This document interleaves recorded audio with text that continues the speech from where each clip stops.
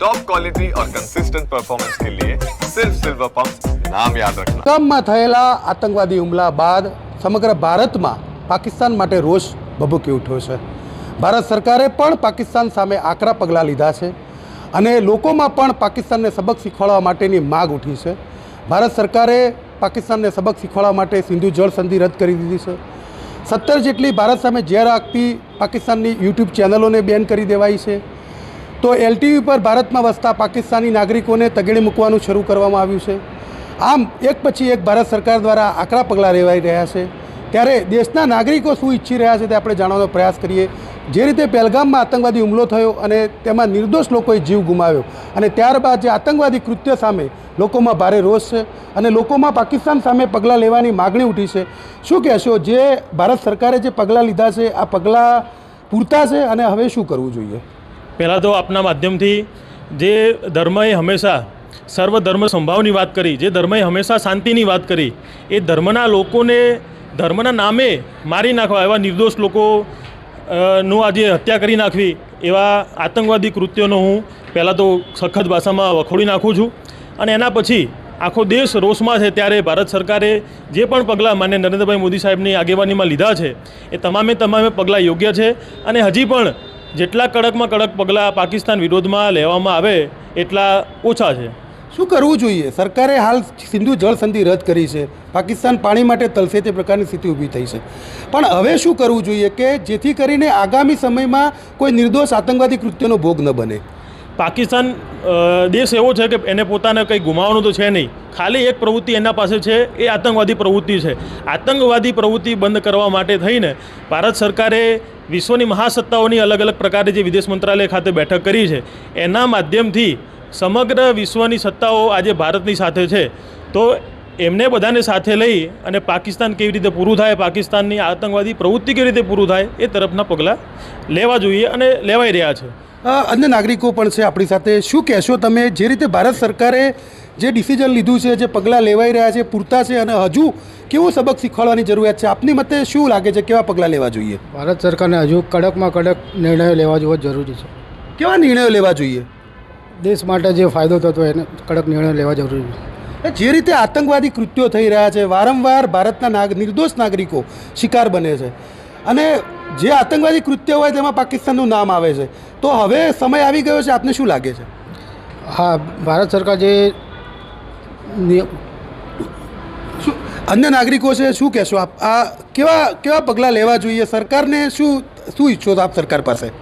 હું તો એવું કહું છું કે યુદ્ધ કરવું જોઈએ કડકમાં કડક પગલાં સાથે। એટલે હવે યુદ્ધ એ જ કલ્યાણ છે આપના મતે? હા।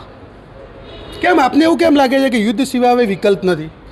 કેમ કે પાકિસ્તાન ઘણા સમયથી પહેલાંથી જ બહુ ખરાબ રીતે આવા કૃત્યો ફરતું હોય છે, એના માટે। આપને શું લાગે છે કે હવે યુદ્ધ એ જ કલ્યાણ છે? યુદ્ધ એ જ કલ્યાણ છે, સાચી વાત છે।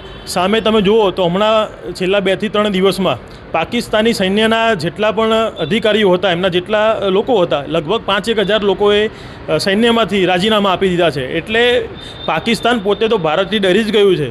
એટલે યુદ્ધની આવશ્યકતા જો હોય તો યુદ્ધ પણ કરવું જોઈએ, પરંતુ પાકિસ્તાનને જડબાતોડ જવાબ આપવાનો સમય હવે આવી ગયો છે।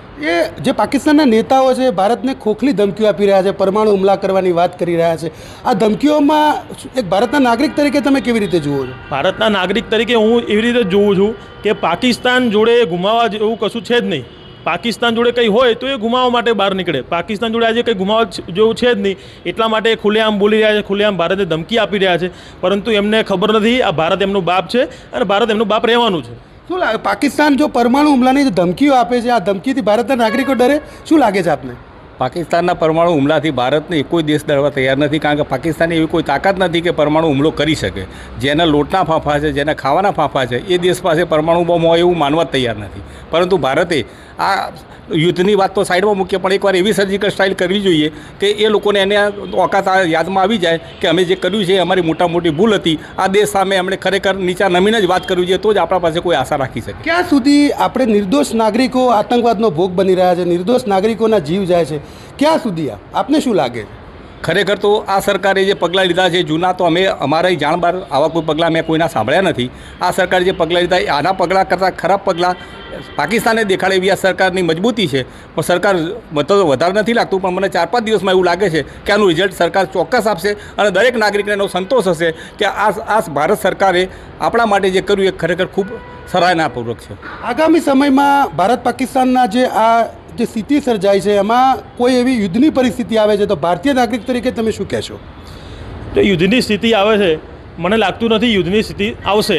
એના પહેલાં જ ભારતની સરકાર, માન્ય અમિતભાઈ સાહેબ, માન્ય મોદી સાહેબ એવા પ્રકારના પગલાં લેવાની તૈયારીમાં અમને દેખાઈ રહ્યું છે કે યુદ્ધની સ્થિતિમાં જવાની જરૂર નહીં પડે. એના પહેલાં જ પાકિસ્તાને એનો જડબાતોડ જવાબ મળી જવાનો છે. પરંતુ જો યુદ્ધની પરિસ્થિતિ સર્જાશે તો આપ પણ જોઈ રહ્યા છો, અમે પણ જોઈ રહ્યા છીએ, સમગ્ર વિશ્વની મહાસત્તાઓ આજે ભારતની પડખે ઊભી છે, ખભો મિલાઈને ઊભી છે.